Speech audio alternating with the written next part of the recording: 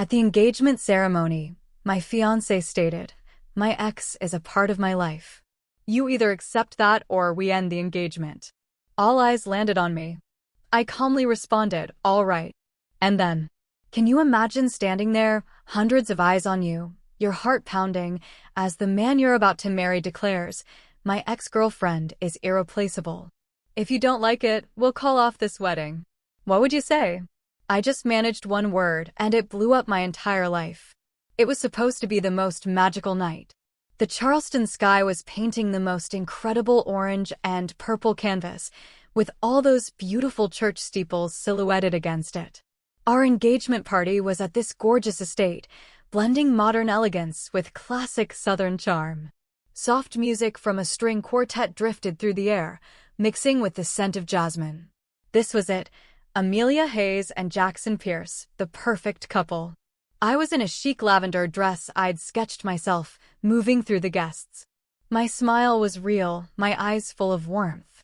As an architect, I guess you could say I'm pretty structured and thoughtful, with principles that don't bend easily. And Jackson? Oh, he was the life of the party, all charm and confidence in his bespoke suit. A promising young entrepreneur from New York, heir to the respected Pierce Group. To the world, we were the dream, the brilliant architect and the business prince. My mom was tearing up, hugging me. "I've never seen you so happy," she whispered. Jackson put his arm around her, all affectionate. "Ma'am, I'll take great care of Amelia." My dad, a university professor, just clapped Jackson on the shoulder, beaming. He saw Jackson as the smart young man who'd secure his only daughter's future. Even Jackson's family seemed thrilled. A cultured, intelligent, independent daughter-in-law from Charleston was perfect for their image. But, sometimes you catch these tiny, almost imperceptible flickers.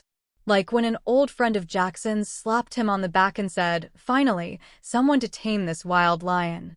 Jackson's laugh sounded a bit hollow, and his eyes just darted away for a second. I noticed it. I'd often felt these strange undercurrents. Sometimes in the middle of a conversation, he'd just go quiet, his smile fading as he unconsciously typed on his phone. If I asked, he'd always say, "It's nothing, honey, just stress from work." I chose to believe him. For me, love was built on trust. I thought our foundation, built over the last year, was solid. That night, we were celebrating the first stone of that foundation. I had no idea Jackson himself was about to take a giant sledgehammer to it. After dinner, with a smooth jazz trio playing, the MC announced the family speeches. My dad gave a warm, wise speech. Jackson's dad followed with one full of pride. Then it was our turn. A big round of applause for Jackson Pierce and Amelia Hayes, the MC beamed. Jackson took the microphone first, smiling at the guests. "Good evening, dear parents, family, and friends. Thank you for joining us." His voice was deep, confident. "Being here next to Amelia is a dream come true. She is an extraordinary woman, intelligent and incredibly talented, and most importantly, she understands me." The guests smiled. Some even dabbed at tears. I looked at him, my heart full of love. This man was going to be my husband. Then Jackson paused. The smile on his face morphed. The festive atmosphere subtly shifted. In building a relationship, I believe in one thing: absolute honesty, he continued, his eyes now fixed on me, like we were the only two people in the room. Honesty from the very beginning is the most important pillar. That's why tonight, in front of all of you whom we respect, I want to make one thing clear. A silence began to creep in. Even the jazz trio seemed to soften their melody. Guests leaned forward, curious. Jackson took a deep breath. Then, in a clear, firm voice, he uttered the words that would just freeze time. "Clara Reed, my ex-girlfriend, will always be a part of my life." A murmur rippled through the guests. Clara Reed. Everyone in Jackson's close circle knew the name. They'd been together for years, broken up right before he met me. Jackson raised a hand for silence. "I will never abandon her, whether as a friend or a business partner. Our relationship has changed, but our bond will exist forever. This is a part of me, a part of my past and my present." Then he turned his gaze completely to me. His face looked almost defiant, as if he were putting me on trial in front of a public court. "Amelia," he said, his voice booming through the speakers, stabbing at the heart of everyone listening. "If you don't like it, if you can't accept that, then we'll call off this wedding." The world stopped. The music ceased completely. A spoon dropping on a distant table sounded like a cannon shot. Hundreds of eyes, once filled with admiration, turned in unison towards me. Shock, pity, confusion, and, honestly, a touch of cruel curiosity. My parents' faces went pale. My dad clenched his fists under the table. My mom stared, mouth agape, horrified. Everyone watched, waiting for my reaction. The tears, the drama, the response to the cruelest, most inappropriate ultimatum. For me, that moment was like being inside a soundproof bubble. A ringing in my ears drowned out the whispers, the held breaths. I didn't see the hundreds of judging eyes. I only saw him, standing there, having just emotionally stripped me bare in front of all our loved ones. But what I felt wasn't a wave of shame or a sharp pang of betrayal. Strangely, what came was a cold surge of astonishing clarity. In seconds, all the puzzle pieces about Jackson clicked into place. His distant attitude, his secretive phone, the late-night business calls with an unnamed colleague. It all pointed to Clara Reed. Jackson wasn't being honest. He was declaring his power. He wasn't asking for understanding. He was issuing an ultimatum. This wasn't a relationship built on honesty, but on terms he had just read aloud. And I had just realized I was unwilling to sign that contract. My hands trembled, not from fear, but from a strengthening adrenaline. I looked into Jackson's eyes, still defiant. I saw arrogance. The absolute certainty that I would bow my head, maybe cry, and reluctantly nod to save face. He didn't know me at all. An almost imperceptible smile formed on my lips. Without breaking eye contact, I reached out to the paralyzed MC and asked for the second microphone. He was so stunned, he handed it to me on pure instinct. I brought the microphone to my lips. The silence was deafening. I could almost feel my mother's heart pounding from across the room. The tension of everyone waiting for me to break. I took a slow breath. My voice, when it came out, had no tremor, no sob. It was perfectly clear and steady. "Okay, just one word." Then, with a calm gesture, I placed the microphone back on the table. I turned slightly, giving my parents a small, reassuring nod, a silent signal. "It's all right. I'm okay." Then, with the elegance of a queen, I turned to the still frozen MC. "We can continue," I said in my normal voice. "I believe dessert can be served now." The effect was far more devastating than if I'd screamed or cried. Utter confusion swept the room. Guests looked at each other, totally bewildered. Jackson? He was the most surprised. His arrogant face now showed undecipherable astonishment. This wasn't the reaction he'd planned. He expected a fight. Or surrender. He was completely unprepared for this calm acceptance that somehow felt like total rejection.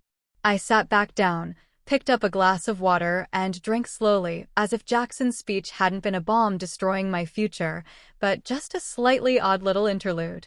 Among the ruins of my life's plans, for the first time, I felt whole. I survived the rest of the party on autopilot. I smiled, I nodded, I thanked guests saying goodbyes with awkward faces. Many tried to give me pitying looks, but I returned a gaze so serene that they were the ones who felt ashamed. Jackson tried to pull me aside several times. "Amelia, we need to talk." "What did you mean by, okay?" he whispered nervously. "Later, Jackson," I replied each time. My voice was polite but icy. I'd built an invisible wall, and for the first time, he couldn't break through. When the music finally stopped and the lights began to dim, my family prepared to leave. I hugged Jackson's parents, who looked equally confused. "Thank you for coming," I said, as if nothing had happened. The drive home was like a journey through another dimension. No one spoke. My dad gripped the steering wheel tighter than usual, his knuckles white. My mom stared out the window, her thoughts clearly elsewhere. I sat in the back, watching the lights of my historic city. They usually felt warm and familiar. Now they looked blurry and distant. I wasn't sad. The emotion dominating my mind was relief. Like a heavy burden whose existence I hadn't even been aware of had suddenly been lifted. I replayed Jackson's words, not with emotion, but with the logic of an architect examining cracks in a building. His declaration wasn't a small fissure. It was fundamental damage to the foundation. You can repaint a building, change the interior, but if the foundation is weak, it's only a matter of time before everything collapses. Any effort to repair it only delays the inevitable disaster. It's better to demolish it now and build something new from scratch. On solid ground. The silence in the car wasn't empty. It was filled with my parents' love and concern, their wounded dignity, and the big question of what would come next. I knew they were holding back for me, giving me space. When the car stopped, my dad turned off the engine. For a moment, no one moved. "Amelia," he said, his kind eyes stormy with contained emotion. "Whatever you decide, your mother and I will always be behind you. Always." My mom turned around, tears finally rolling down her cheeks. "Don't worry about what people will say. Just think about your happiness, honey." That unconditional support was the only thing that nearly broke my composure. A warmth spread through my chest. I didn't cry, but I reached out and took my mother's hand. "Thanks, Mom." "Dad," I whispered. I knew what I had to do. I went into my room. Pearl gray walls, minimalist wooden furniture, a large drafting table facing the window. Orderly, efficient, serene. I didn't slam the door or throw things. I just sat on the edge of the bed, letting the quiet of the night envelop me. My phone vibrated incessantly. Messages. Calls. Dozens from worried friends. Dozens of missed calls from Jackson. I opened his messages. "Amelia, pick up the phone. We need to talk." "Amelia, did you do that on purpose to humiliate me with that ridiculous answer?" "Amelia, I was just trying to be honest." "Why are you acting so childish?" "Amelia, answer me." I read them without emotion. His words were just the final confirmation I needed. In this crisis, Jackson wasn't concerned about my hurt feelings or our crumbling relationship. What mattered to him was his bruised ego and damaged image.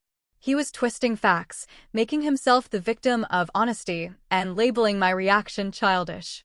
I put my phone back on silent. There was nothing more to talk about. Everything had already been said. Very clearly. In front of hundreds of people. I went to my drafting table, turned on the lamp. On the wall were sketches of a wedding dress, blueprints for our future house, a color palette for the wedding decor. For months, they'd been a source of joy. Tonight, they looked like relics from someone else's life. With a decisive movement, I took them down one by one. I didn't rip them. I just stacked them neatly and put them in the bottom drawer. Out of sight, out of mind. Then I sat at my laptop. The screen's light illuminated my calm, resolute face. I opened a folder, Wedding Prep AP. Inside were dozens of subfolders, catering, venue, invitations, decor, photographer. I created a new document. Title: Wedding Cancellation Plan. My fingers began to dance across the keyboard. I drafted emails for each vendor. Polite, professional, no room for negotiation. The wedding to Jackson Pierce was canceled for personal reasons. I was prepared to cover all cancellation penalties. As the first church bells called for dawn prayers, I finished organizing everything. I stretched and went to the window. The eastern sky was blushing red. A new dawn. I was at peace. No regret, only certainty. I knew the road ahead wouldn't be easy. Gossip. Family drama. A heart to heal. But for the first time in a long time, I felt I was in complete control of my life. I picked up my phone, opened the contact for the invitation printer. Before hitting send on that first draft, I paused. I smiled faintly. My engagement night had ended with an explosion, but from the ashes, Amelia Hayes was ready to rebuild her world. On her terms. The next morning, while much of Charleston was still waking up, I was already in work mode. I hadn't dwelled on the previous night. Instead, I channeled my residual emotions into energy for action. With a hot cup of tea beside me, I opened the wedding cancellation plan document I'd prepared overnight.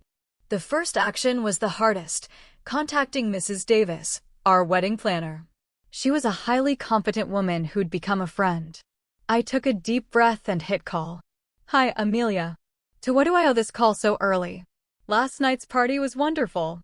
Everyone was praising the concept, so excited for our final meeting next week. Mrs. Davis greeted cheerfully. My heartbeat quickened, not from doubt, but knowing the shockwave my words were about to cause. Hello, Mrs. Davis. Thank you so much for all your hard work, but I'm calling to cancel everything. There was a moment of silence. Amelia, sorry, I think the connection isn't great. Did you say cancel? Cancel the wedding, Mrs. Davis, I said, my voice calm and clear. My wedding to Jackson is not going to happen. I need you to stop all proceedings and contact all the vendors. I will cover all cancellation fees. Please send me a breakdown. This silence was longer. I heard a sharp intake of breath. Amelia, this isn't a joke, is it? Was there a problem? Maybe you can talk it over. My decision is final, Mrs. Davis. I appreciate all your help, I interrupted softly but firmly. After that call, I felt the first weight lift. I started sending the emails one by one. Printer, dress designer, caterer, estate manager. Each click of the send button felt like a step away from the ruins of a failed future. As I was composing the email to the decor company, my parents came in. Their faces looked tired. Clearly, they hadn't slept well either. My mother began softly, Amelia. I swiveled in my chair. Hi, Mom, Dad. I'm just handling the cancellations, I said, gesturing to my laptop, showing them I was already in action before they could hesitate or question. My father came closer. Seeing the list of vendors, he let out a long sigh. But a flicker of relief shone in his eyes as he saw his daughter so strong. Let me handle the financial matters and the penalties. You just focus on yourself. No, Dad. This is my responsibility. I started this, and I need to finish it. I just need your support. That support came in the form of a bowl of hot soup from my mother and a light pat on the shoulder from my father. They didn't bombard me with questions. They trusted their daughter. Of course, the shockwave didn't stop there. Calls from relatives poured in, voices laced with surprise and disbelief. I responded to each with the same calm phrases and tone, leaving them speechless. Around noon, the real storm arrived. My phone rang. Jackson Pierce. I declined. Seconds later, an email notification arrived from the estate manager, CC'd to Jackson. Subject, confirmation, cancellation of wedding event Jackson Pierce and Amelia Hayes. A text from Jackson immediately followed, all caps, are you crazy? You actually did this without even talking to me? I read it and put my phone down. I knew Jackson would come. I was prepared. Sure enough, that afternoon, a black sports car screeched to a halt in front of my house. Jackson got out, his face red with anger. He hadn't even parked properly. He banged on the door. My father opened it. Mr. Hayes, I need to talk to Amelia, Jackson said, skipping pleasantries. His tone was demanding. Come inside first, Jackson. Let's talk calmly. My dad tried to pacify him. There's nothing to talk about calmly. I need to speak with her now. I appeared from inside. I'll handle this, Dad, I said serenely. I walked to the entryway and looked at Jackson with a blank expression. What is it, Jackson? Jackson's anger erupted. What is it? You canceled our wedding over email. You humiliate me in front of hundreds of people, and now you act like nothing happened? Where's your head, Amelia Hayes? My head is exactly where it should be, Jackson. In a place where I can think clearly, I retorted coolly. You were the one who humiliated both of us with that ridiculous ultimatum at our engagement party. It wasn't an ultimatum. It was honesty. Jackson shouted, his voice attracting neighbors. I just wanted you to understand my position. I was asking for understanding, and you repay me with this humiliation. Understanding is a two-way street, Jackson. It's discussed in private, not declared unilaterally in public to test your partner. That's not honesty, it's arrogance. I crossed my arms. Each sentence I delivered was with a sharp, logical emphasis that disarmed his every argument. Jackson looked frustrated, running his hands through his hair. Fine. I was wrong. I chose the wrong time and place. But was this reaction necessary? Canceling everything? Do you know what this means for our families? For the Pierce Group's reputation? And there it was again. His concern wasn't for my broken heart, but for his family's reputation. This wedding isn't about your family's reputation, Jackson. It's about my life, and I'm not willing to spend the rest of my life with a man whose heart is still divided. I don't want to be a woman who always has to compete with the shadow of her husband's past. I never asked you to compete. My relationship with Clara is over. Really? Then why did you feel the need to proclaim it as if it were a primary condition of our marriage? Why can't you let her go? Jackson fell silent. He had no answer. Seeing him speechless, I knew this was the end. There's nothing more to say. You should go, Jackson. Don't make a scene here. He looked at me with a mix of anger and hurt. So that's it? After everything we've shared. We haven't shared anything yet, Jackson. And I'm grateful we're stopping now before it's too late. I turned. Goodbye, Jackson Pierce. I walked into the house and closed the door, leaving him frozen on the porch. I didn't look back. I leaned against the door for a moment, taking a deep breath. No tears, only immense relief. The final battle was over, and I had won it for myself. Weeks passed, and the dust from the failed engagement began to settle. I deliberately limited my social interactions, communicating only with my family and closest friends. I needed space to breathe and time to redraw the blueprints of my life, which had suddenly been wiped clean. To fill that void, I threw myself into what I did best: work. I contacted a senior architect I knew, letting him know I was looking for a new, challenging project, something that could absorb all my attention. The opportunity came sooner than expected: a proposal to restore and convert a historic building, an old townhouse in the heart of Charleston's French Quarter. It had been vacant for years, an antebellum-style home acquired by an art collector who wanted to transform it into a modern art gallery. For me, this project was more than just a job. It was the perfect escape. The French Quarter, with its narrow cobblestone streets and echoes of history in every wall, was the ideal place to heal. The restoration itself was a fitting metaphor for my life, taking something old, broken, and forgotten, and giving it new life and purpose without erasing its original soul. The first day I visited the site, I fell in love instantly. The building was in a sorry state, peeling paint, a caved-in roof, an overgrown courtyard. But the structure was still solid. The old wooden columns stood with dignity. The delicate ironwork on the balconies told stories of the past. I walked alone through the dusty rooms, running my hand over the cool plaster walls. I could envision how light would stream through the large windows, how the old heart pine floors would gleam again, how modern art would create a beautiful contrast with the classic architecture. The project was complex, demanding precision. I had to collaborate with the Historical Preservation Society, find local artisans who understood old techniques, and design a modern, functional interior. It was exactly what I needed: a complex problem to solve, a beauty to create. Amidst the debris of that old building, I began to rebuild my own foundation, brick by brick. The owner was a man named Ethan Cole. We'd only communicated via email and phone, but I'd formed the impression of a meticulous person with a strong vision and deep respect for history. That day, we were finally meeting in person at the site. I arrived early, sketching in my notebook. Every time I come here, I discover a new detail I missed before, a calm voice said behind me. I turned. A man stood in the doorway, silhouetted by the afternoon light. He wasn't flashy like Jackson. His attire was simple: linen shirt, cotton pants. His face wasn't conventionally handsome, but it radiated a calm intelligence. His gaze was sharp and observant, like an artist's. Like his name, Cole, he brought a serene atmosphere. "Mr. Ethan Cole?" I asked, extending my hand. He smiled, his grip firm. "Please call me Ethan. And you must be Amelia Hayes, the architect. The sketches you sent me were more impressive than any resume." I was a little surprised by the unexpected compliment. "Thank you.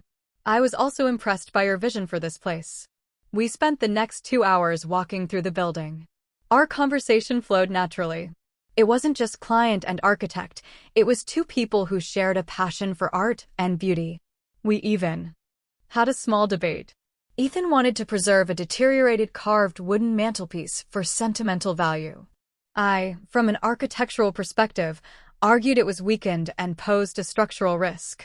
I understand the historical value, I said, gently tapping the wood. But termites have eaten through its core. If we force it to stay, it will fail. How about we create a replica with the same details using reclaimed wood and frame the original salvageable pieces as art on the wall? Ethan was silent for a moment, looking at the mantelpiece, then at me. A glint of admiration appeared in his eyes. That's a brilliant solution. You don't just think about function, you respect the soul. I like the way you work. As the sun fully set, leaving a purple glow in the Charleston sky, we sat on the dusty steps of the courtyard. Ethan seemed to sense a layer of vulnerability beneath my professionalism. He didn't know my whole story, but he saw it in how I kept myself busy, as if work were my only life raft. He didn't ask, didn't pry. He simply said, "I'm glad this place is in the right hands. I have a good feeling about this.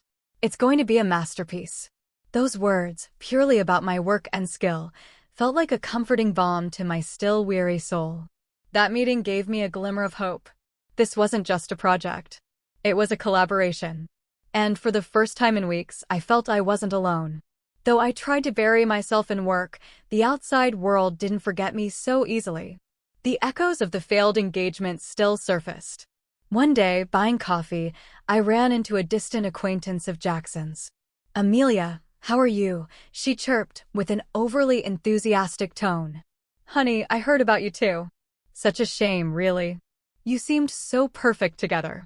Jackson seems to be under a tremendous amount of stress lately. I just managed a slight smile.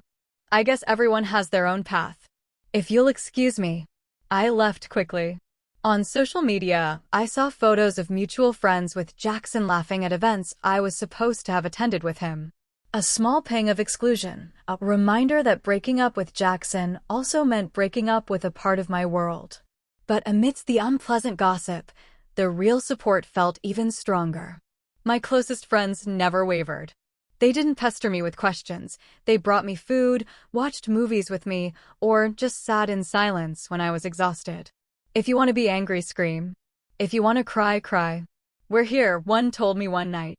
My family was my most powerful fortress. My father would often stop by the project site, bringing lunch with the excuse of wanting to see the building's progress. My mother quietly ensured my room was tidy, my needs met, creating a space where I could focus. These genuine, selfless supports became my new foundation. I realized I'd been so focused on building a future with one person that I'd almost forgotten I already possessed a solid structure of people who loved me unconditionally. That afternoon, I stood alone on the second floor of the gallery, watching the sunset paint the Charleston sky. A month had passed since the night that changed my life. The road ahead was still long and uncertain, but for the first time, I wasn't afraid. The rubble around me no longer seemed like the end of everything. Rather, it seemed like the beginning of something much more honest and strong, something built with my own two hands. The restoration project in the French Quarter was progressing faster than expected. Under my meticulous supervision, the old townhouse was slowly regaining its charm. The team of local artisans worked with enthusiasm. Noticeable progress was made every day. The site became my haven, a world where I had complete control, and where logic and creativity merged in harmony. But one hot afternoon, that harmony was broken. A familiar black sports car pulled up, kicking up dust. Jackson Pierce got out. He looked very different from the arrogant man I'd last seen. His hair was disheveled. His face was gaunt. His expensive suit seemed wrinkled. He carried a large bouquet of white lilies, my favorite flower. I was discussing something with the foreman and instantly felt a knot in my stomach. I signaled the workers to continue and walked toward Jackson. "Jackson, what are you doing here?" "This is my workplace," I said, my voice low and sharp. "I know. I just wanted to talk," he replied, offering me the flowers. I didn't accept them. I just looked at him, waiting. "Amelia, I'm a wreck without you," he continued, his tone desperate. "Everything is a mess. My work, my life. I can't focus. I was wrong. I know I was wrong. I should never have said that." It was the first time I'd heard him admit a mistake, but for some reason, it didn't feel sincere. It sounded like the wail of a child whose toy had been broken. I'll change, Amelia. I promise. I'll fix it with Clara. I'll draw a clear line. Please, just give me one more chance, he begged. Just as I was about to respond, Ethan Cole came out with 2 bottles of water. He stopped when he saw the scene. He didn't approach, but stood in the doorway, giving me space. Yet, his presence felt like silent support. Jackson's eyes immediately caught Ethan's presence. The pitiful expression on his face instantly transformed into jealous sarcasm. So that's what this is. You didn't waste any time finding a replacement. My patience ran out. Stop it, Jackson, I hissed. Don't drag others into the problems you created. My decision has nothing to do with anyone but you and your actions. Now, please leave. But, Amelia, leave. I repeated, louder this time, causing some workers to turn. And don't ever show up at my workplace or look for me again. Jackson's face hardened. He roughly threw the bouquet of lilies on the ground. Without another word, he turned, got in his car, and sped away, leaving behind a cloud of dust and a pile of crushed white petals. I closed my eyes for a moment, trying to calm my racing breath. Ethan slowly approached and offered me one of the water bottles. Are you okay? He asked softly. I nodded, accepting the water. I'm okay, I replied, and I realized I truly was. The interruption from the past no longer had the power to ruin my day. The incident left an uncomfortable residue. I realized that as long as the name Clara Reed remained a mystery, that shadow would always be present. I needed closure. As if fate had heard my thoughts, the next day I received a message from an unknown number. Hi, Amelia Hayes. This is Clara Reed. I heard Jackson came to your workplace yesterday. I think there are some things we should discuss for both our sakes. Would you be willing to meet? I hesitated, but curiosity won. This was my chance to get answers directly from the source. I agreed. We met at a quiet tea shop tucked away on a side street. Clara Reed was already sitting at a corner table.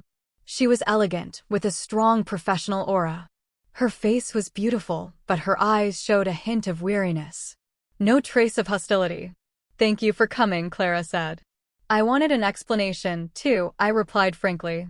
Clara smiled faintly. I won't waste your time. Jackson and I have a long history, that's true. But our romantic relationship ended over a year ago, long before he met you. The problem is Jackson never quite learned how to be emotionally independent. She paused. He still relies on me for validation, for business advice, and for an ego boost when he's down. I've tried to distance myself many times, but he always finds a way to pull me back in, whether with the excuse of business or friendship. Honestly, I'm exhausted. I listened, absorbing every word. The declaration he made at your engagement party, Clara continued, her eyes meeting mine with regret. He did that without my consent. I was as shocked as everyone else. It was Jackson's way of taking control, of proving he could have it all, you as his future and me as his safety net. It was deeply unfair to you and to me. Then Clara showed me her phone. It was a picture of her with a man, both smiling happily. I'm engaged to someone else, Amelia. I'm trying to move on with my life, too. But Jackson keeps making things complicated. This was a turning point. I had imagined a complicated love triangle. The reality was much simpler and sadder. It was the story of an immature man holding 2 women hostage in the drama of his own ego. I understand, I said finally, relief in my voice. Thank you for being so honest with me, Clara. Thank you, Clara replied. At least now you know this was never about you not being enough. It was all about him not being mature enough. I left the tea shop feeling lighter than I ever had before. The last fog had lifted. I was truly free. The following days felt brighter. Freed from the weight of doubt, I dedicated myself to my work with renewed vigor. Progress on the art gallery accelerated. My relationship with Ethan also deepened. We were a solid team, understanding each other with just a glance. One afternoon, as we supervised the installation of the glass roof in the courtyard, the clear Charleston sky suddenly darkened. A strong wind began to blow, and a few raindrops quickly turned into an intense summer storm. Workers rushed to cover equipment and seek shelter. Ethan and I were trapped in the main, already roofed space of the gallery, watching the rain dance on the still fresh concrete floor. The sound of the torrential downpour created an intimate, peaceful atmosphere. Rain always has a way of forcing us to pause, Ethan said, breaking the silence. He turned to look at me. You seem different these last few days. Lighter. I smiled. I've let go of a weight, I responded. I didn't feel the need to go into details, but I wanted to share the feeling. I just got the closure I needed. A long chapter of my life has completely closed. Ethan nodded with understanding. He didn't press. Instead, he looked at the rain. When my old gallery failed, I thought it was the end of the world. I blamed everyone, the circumstances. It took me a long time to realize that failure gave me the chance to stop, see what went wrong, and rebuild in a better way, like this building. I looked at Ethan. He rarely talked about himself. Hearing a bit of his past made me feel more connected. We were both, in our own ways, people who were rebuilding. Sometimes demolishing something is just as important as building it, I replied softly. Exactly, Ethan said. Because it gives you the chance to build a stronger foundation. We fell back into silence, but this time it was filled with meaning. It was just the two of us and the soothing sound of the rain. In the middle of a still unfinished building, I felt I had found the most solid shelter, a place where I was understood without needing many words. Just as Clara had predicted, without her as his unofficial advisor and emotional buffer, Jackson's business empire began to show cracks. Ruled by emotion and a bruised ego, he made a series of poor business decisions. He became aggressive in negotiations, offended longtime clients, and ignored his own team's advice. The news reached me through an old friend. A major real estate project Jackson was developing in New York was on the brink of total collapse after a primary investor pulled out. The reason? Chaotic project management and the arrogant attitude of its leader. I felt no satisfaction, only a vague sadness at seeing someone self-destruct. That night, working late in my studio, I received a call from Jackson. This time, I decided to answer, feeling that perhaps this would be the last. The voice on the other end was panicked, desperate. No arrogance left, only despair. Amelia, it's all gone, he said, his voice trembling. The project failed. The investors are gone. It's all my fault. There was a pause. I waited. It's Clara's fault, too, Jackson continued, his tone shifting toward accusation. She wouldn't help me at all. She left me alone. And then the blame turned to me. And it's your fault, too. If you hadn't left, I wouldn't be like this. I need you, Amelia. Why did you leave me when I needed you most? I listened calmly to the entire chain of accusations. Before, those words would have hurt me, but now I heard them as the voice of a stranger drowning in his own problems. Jackson, I said, my voice gentle but firm. Blaming everyone else isn't going to solve your problems. You made your own decisions in business and in our relationship, but I hope you find a way to fix everything. I interrupted him. But that's not my job anymore. I have my own life now. Goodbye. I hung up before he could reply.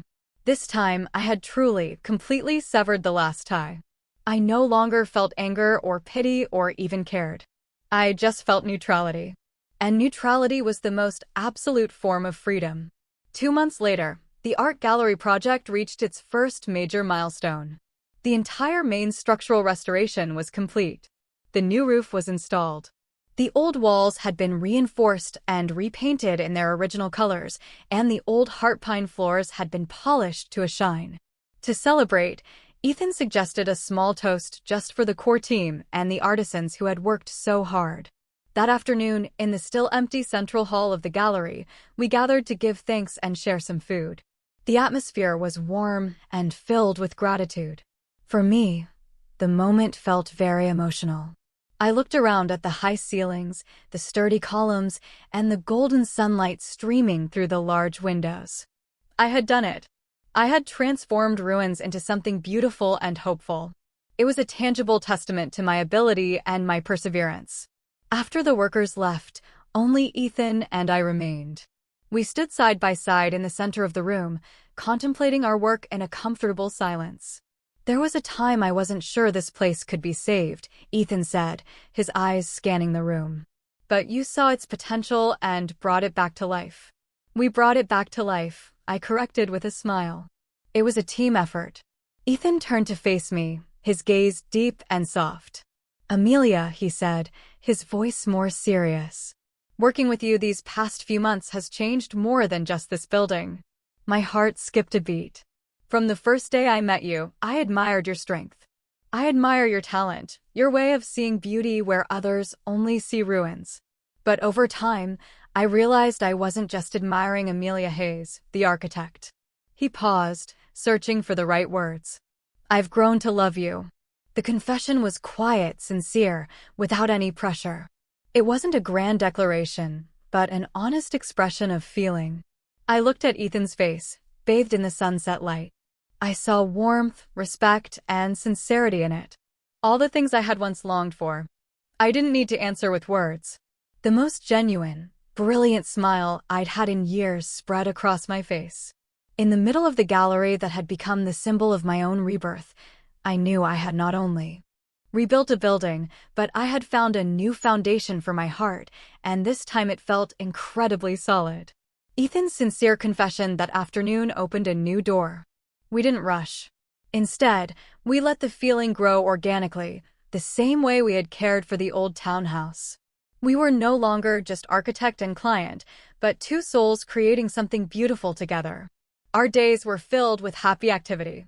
From morning until evening, we spent time at the project site, debating paint colors or discussing optimal lighting for each piece of art. I focused on the technical and functional aspects, while Ethan brought the artistic and philosophical touch. We complemented each other perfectly. We often stayed after all the workers had left, sitting on a blanket on the still dusty floor, sharing a simple dinner from a container and talking about things beyond work. I told him about my dream of designing schools in rural areas. Ethan told me about his travels to meet local artists. In these relaxed conversations, I found a peace I had never felt with Jackson. With Ethan, I didn't need to be the best version of myself. I could be my complete self, the sometimes too perfectionistic architect, the woman still learning to heal her wounds, the dreamer with strange ideas. And Ethan accepted it all. Even adored every detail. I love how you furrow your brow when you're deep in thought, he told me one night, brushing a strand of hair from my face. It looks like you're drawing the blueprints of the universe in your head. I laughed, my cheeks flushing slightly. For the first time in a long time, I felt seen as a human being with all my complexities, not as an accessory or an asset.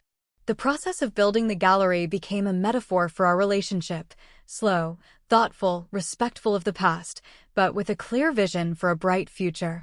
When the gallery's interior work was nearing completion, Ethan surprised me. Do you want to come home with me this weekend? He asked casually. Not to my apartment, but to where I grew up. My mom has been wanting to meet the brilliant architect who transformed this old building. My heart fluttered. It felt like a big step. I remembered how formal and tense my first meeting with Jackson's family had been, so focused on image. But seeing Ethan's warm gaze, I knew this time would be different. Ethan's mother's house was in a small town in the countryside, known for its artisans. It was modest, a wooden home surrounded by a lush, well-tended garden. On the porch, a middle-aged woman with a kind smile was painting pottery. This was Mrs. Cole. The meeting was not awkward at all. She greeted me with a warm hug, as if I were an old friend. She didn't ask about my family background or my education. Instead, she asked enthusiastically about the gallery's restoration process and my philosophy behind material choices. Amelia, you've saved the soul of that building, Mrs. Cole said, serving hot tea. Thank you. That building was my late husband's legacy. Seeing it come back to life is the greatest happiness for us. I spent the day chatting comfortably on the porch, learning a little about pottery painting and listening to stories of Ethan's childhood. I could see where he got his serenity and love for art. In that simple, warm home, I felt unconditionally accepted. I wasn't a future daughter-in-law being evaluated. I was a cherished guest, appreciated for being who I was. As we were leaving at sunset, Mrs. Cole took my hands. Take care of my son, please. Since he met you, his light has started to shine brighter again. On the way back, I was silent, my heart full. I looked at Ethan, concentrating on driving. The man beside me wasn't just a partner. He was a home, a solid foundation built on sincerity and the warmth of a family. A few weeks before the gallery's grand opening, I received a message from Jackson. It was short, and in a completely different tone than before. Amelia, could you give me a moment of your time for the last time? There's something I need to tell you in person. I promise I won't bother you. With my heart now calm, I agreed. We met at the same tea shop where I had met Clara. The Jackson who met me was a completely different person. No trace of arrogance left. He was thinner, quieter, and there was a maturity in his eyes that hadn't existed before. He ordered a black coffee, not an expensive drink. Thanks for coming, he began. I won't take long. I just wanted to do something I should have done a long time ago. He looked me directly in the eyes. I'm sorry. His voice was firm and sincere. I apologize for everything I did. For my words at that party, for my ego, for my immaturity. I ruined something good because of my foolishness, and it's taken me months to realize it. He briefly shared that he had lost his business, but that it had become his turning point. He was trying to rebuild it from scratch in a more honest way. He also said he had cut all contact with Clara and wished her all the happiness. I hear you're happy now, Jackson continued with a faint smile. I'm glad. Truly, you deserve the best. I felt the sincerity in his every word. The last weight, one I wasn't even aware I was carrying, finally lifted. There was no more anger or disappointment, only peace. Thank you for your apology, Jackson. And I accept it, I replied. I hope you rebuild a better life for yourself, too. We shook hands, a handshake that closed a chapter peacefully and maturely. When I left that tea shop, I knew the story of Jackson Pierce had truly become the epilogue in the book of my life. The gallery project was 100% complete. The building now stood majestically, a perfect blend of old-world charm and new-world spirit. To celebrate before the official grand opening, Ethan took me to one more place. There's one more spot I want to show you. A place where I always find inspiration to start something new. He took me to White Point Garden. When we arrived, the afternoon sun was beginning to set, bathing the magnificent park and its historic monuments in golden light. The atmosphere was magical and sacred. We walked among the old oak trees, talking about history, legacy, and the things that endure through time. As the sun nearly touched the horizon, painting the sky with a palette of purples, oranges, and reds, Ethan led me to a spot with a perfect view of the harbor. He stopped and turned to me. He didn't kneel. He simply took both of my hands in his own warm ones. Amelia Hayes, he began, his voice soft, but full of emotion. Our story began at sunset in an old, nearly ruined townhouse. Then you came and transformed it into a place full of light and hope. You've done the same for my life. My eyes began to fill with tears. I want to spend every sunset and every sunrise of my life with you. I want to build something with you that endures, not of stone, but of love and respect. He continued, pulling a small box from his pocket. Inside was a simple but exquisitely beautiful ring with a delicate detail engraved on it, inspired by the ironwork of the gallery we had restored. He had clearly designed it himself. Will you marry me? In the majesty of a historic park that had witnessed thousands of sunsets, with my heart full of happiness, I answered with a trembling voice, Yes, I will, Ethan. The night of the gallery's grand opening was a spectacular celebration, not of empty luxury, but of soul-deep richness. The space was filled with artists, collectors, friends, and family. Soft jazz. Music mixed with laughter and warm conversations. Every piece of art on display seemed to sing, celebrating its new home. The gallery's name was Renaissance, symbolizing its new beginning. I stood in the middle of the crowd beside my fiancé, Ethan, dressed in an elegant ivory-colored gown. My face radiated a happiness I couldn't hide. My eyes scanned the room, taking in the dreamlike scene. My parents stood in a corner, watching me with pride. Across the room, I saw Clara Reed, who had attended with her fiancé. We exchanged a brief smile of understanding. That night, I gave a short speech. I spoke of the philosophy behind the restoration, of the importance of respecting the past to build a stronger future. When I thanked the team, my eyes met Ethan's. Everyone in the room could see the love and admiration that flowed between us. Later, as the event was in full swing, Ethan and I slipped away to the courtyard, which was now a small garden under the glass roof. From there, we could see the full moon shining brightly. I took a deep breath of the cool Charleston night air. I remembered my engagement party a year ago. The humiliation, the confusion, and the cold decision I had made at the end of that night. Okay, that one word I had spoken then wasn't a word of surrender. It was a word of beginning. The one that opened the door to my real life. I had weathered the storm, demolished the faulty foundation, and with patience, had rebuilt everything from scratch. Ethan put his arm around me. "Look what we've built together," he whispered. I smiled and leaned my head on Ethan's shoulder. My name, Amelia, meant work and striving. After a long and dark eclipse, I was finally shining again, not with a borrowed light, but with my own complete and radiant self. And beside me was Ethan, my steady force, who wasn't trying to dim my light, but would always be there to join me in every sunrise and every sunset. What would you have done in my place when he gave that ultimatum? Have you ever had a moment of such clear, cold certainty that changed everything? Tell me what you think. I really want to know.